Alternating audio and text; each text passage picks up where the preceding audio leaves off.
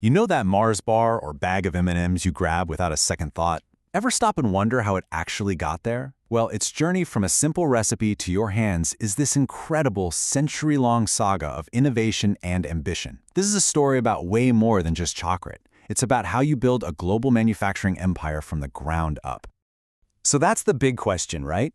How does one little chocolate recipe explode into a worldwide manufacturing giant?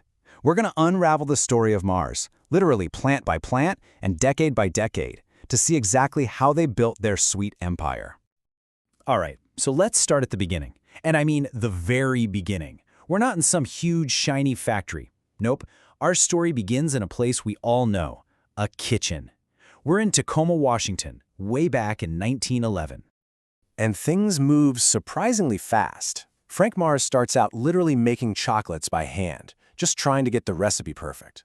But by the early 1920s, boom, he's opening his first factory.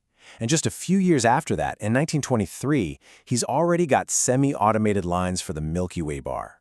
And that right there, that's the moment it all changes, from a homemade treat to an industrial product. Okay, so Mars has a solid foothold in America. What's next? You guessed it, go global. This is the part of the story where Mars really starts to think bigger, like transforming from a national favorite into an international powerhouse. And this is where their ambition just explodes. Just look at these numbers. The first factory in Minneapolis was cranking out a few million bars a year. Pretty good, right? But the new factory they built in the UK in 1932, we're talking tens of millions. And it wasn't just about making more, they were smart. They actually adapted the product, creating the iconic Mars bar specifically for European tastes. You know, sometimes the biggest breakthroughs come from the most unexpected places. During World War II, there was a problem. How do you give soldiers chocolate that won't melt in their hands? The solution? M&Ms. And that clever, high-speed coating technology they invented, it became a cornerstone of their production, their secret weapon, for decades to come. So, the war's over, the world is rebuilding, and Mars is sitting on this game-changing tech. What do? They go all in on automation. And this is where the scale of their operation becomes, well, kind of mind-blowing. Just let that number sink in for a second. Hundreds of millions of candy bars from a single factory every year. That huge leap from just a few million a few decades earlier, that's the raw power of automation at work, perfected for their biggest brands like Snickers and M&Ms. Okay, so you're making all this candy. How do you get it everywhere efficiently? Mars came up with a brilliant strategy, the hub-and-spoke model. Instead of building tons of small factories, they built one enormous central factory, the hub, in the Netherlands. That one plant could supply an entire region.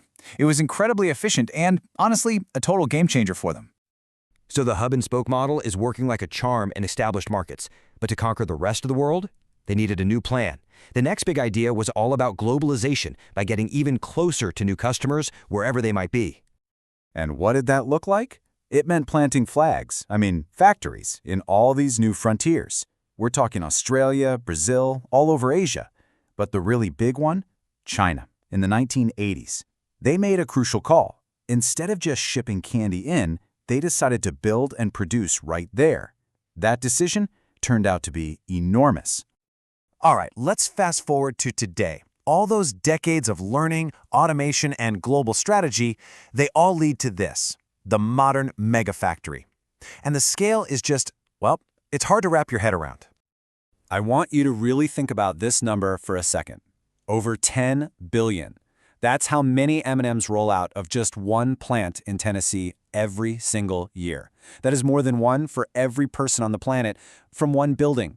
If that's not a mega factory, I don't know what is. And that Tennessee plant? It's just one piece of a much bigger puzzle. Annually, we're talking billions of Snickers, billions of Mars bars, and over 20 billion M&Ms total.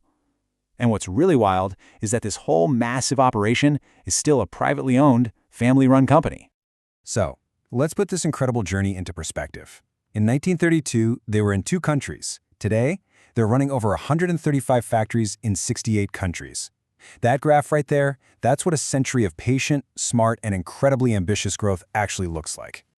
So how on earth did they pull this off? How do you go from a kitchen in Tacoma to a global empire?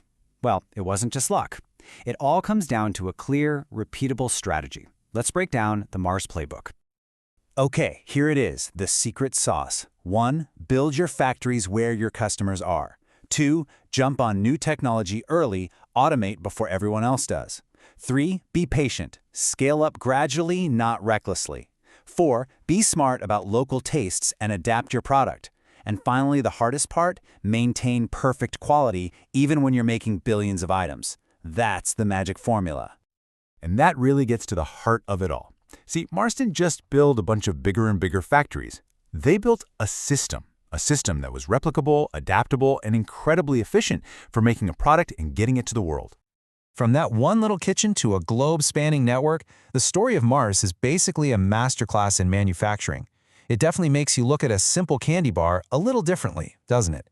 And it makes you wonder, what other everyday things sitting on the shelf have a secret, century-long story of scale, strategy, and ambition just waiting to be told?